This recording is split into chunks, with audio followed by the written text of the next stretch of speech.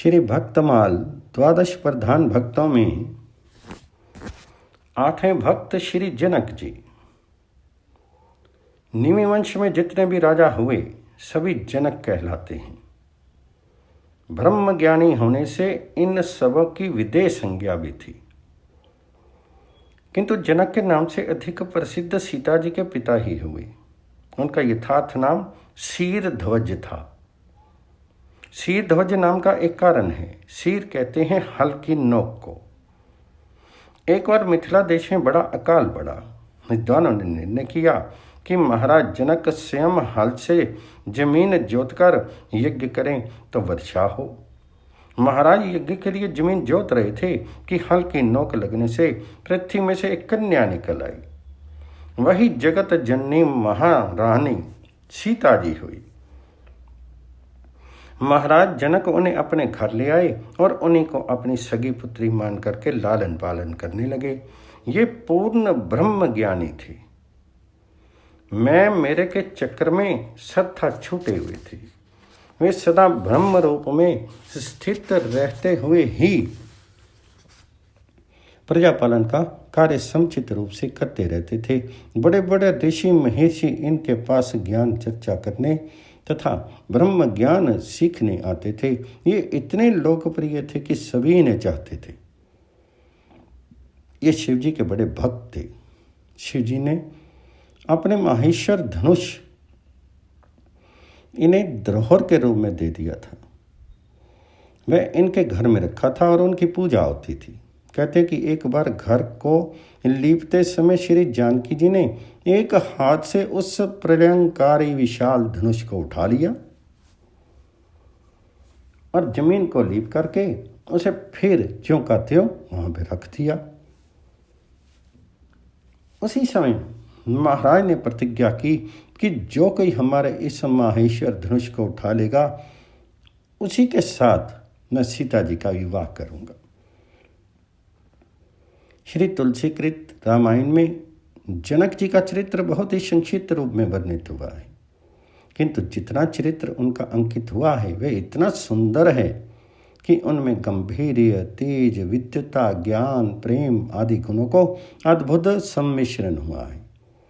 उसे परस्पर भिन्न गुणों का ऐसा सामंजस्य है कि देखते ही बनता है।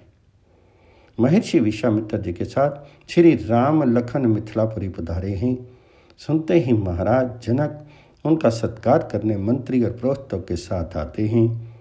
आकर के वे विधिवत ऋषि की पूजा करते हैं, कुशल क्षेम पूछते हैं।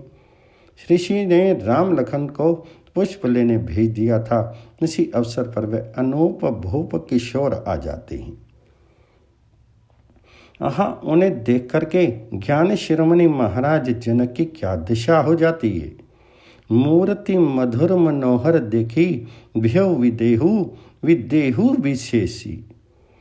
मन प्रेम में मगन है, शीर की सुध बुध नहीं है। बहुत चेष्टा करके महाराज जनक ने अपने को संभाला और अपने मन का भाव ऋषि विश्वामित्र के सम्मुख प्रकट करते हुए कहा,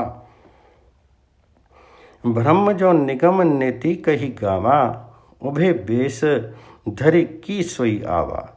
सहज विराग रूप मन मोरा, थकित होत जिमि चंद चकोरा। इन्हीं बिलोकत अति अनुरागा, बरबस ब्रह्म सुखी मन त्यागा। तब विश्वामित्र जी ने इशारे से राजा के अनुमान का समर्थन करके फिर श्री राम का संकेत पा करके कहा, रघुकुल मणि दशरथ के जाएं, मम हित लागी नरेश पठाएं। जब किसी राजा से धनुष टस से मस नहीं हुआ तब महाराज जनक ने सब राजाओं को संबोधन करके कहा, अब जनि को माखे भट मानी, वीर विहीन मही मैं जानी। तजहूँ आस निज निज ग्रह जाहूँ, लिखा न विधि वे देहि विव्याहूँ। सुकृतु जाई जो पनु परिहरूँ, कुवारी रहूँ का करूँ। ये बात लक्ष्मण जी को बहुत बुरी लगी। उन्होंने बड़े जोरों से महाराज जनक की इस बात का विरोध किया। वृद्ध ब्रह्म ज्ञानी राज ऋषि को बालक लक्ष्मण ने डांट दिया। कही जनक जसी अनुचित बानी, विद्यमान रघुकुल मनि जानी। लक्षण बहुत कुछ कह गए, किंतु जनक जी की गंभीरता भंग नहीं हुई। उन्होंने ना लक्ष्मण जी की बातों का बुरा ही माना, ना खंडन ही किया। श्री राम जी ने धनुष तोड़ दिया। इसे सुनकर के परशुराम जी आए। वे बहुत उछले कूदे, बड़ी बड़ी बातें कहीं, किंतु जनक जी एकदम तटस्थ ही बने रहे। वे समझते थे कि जिन्होंने इतने बड़े शिव धनुष को तोड़ दिया है, ऐसे हम इससे समझ बूझ लेंगे, हमें बीच में पढ़ने की क्या जरूरत है।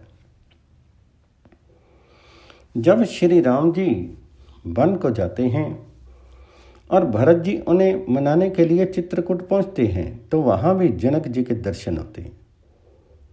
उस समय की उनकी गंभीरता श्लाघनीय है।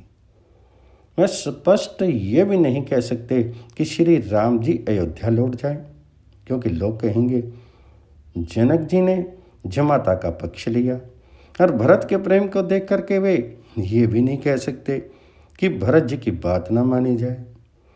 अतः अपनी रानी से भरत जी की बहुत बड़ाई करते करते अंत में उन्होंने ये कहा, देवी परंतु भरत रघुवर की प्रीति प्रतीति जाई नहीं तरक्की। इससे उनके बीच में ना बोलना ही उचित है। वे जो कुछ करेंगे वही ठीक होगा। अपनी पुत्री सीता को वनवासी वेश में देख करके महाराज के हृदय की जो दशा हुई वह अवर्णनीय है। इस स्थल पर उसका वर्णन असंभव है। क्या उनका वह मोह था? कवि कहते नहीं, कदापि नहीं। मोह मगन मति नहीं विदे की, महिमा सिय रघुवीर स्नेह की।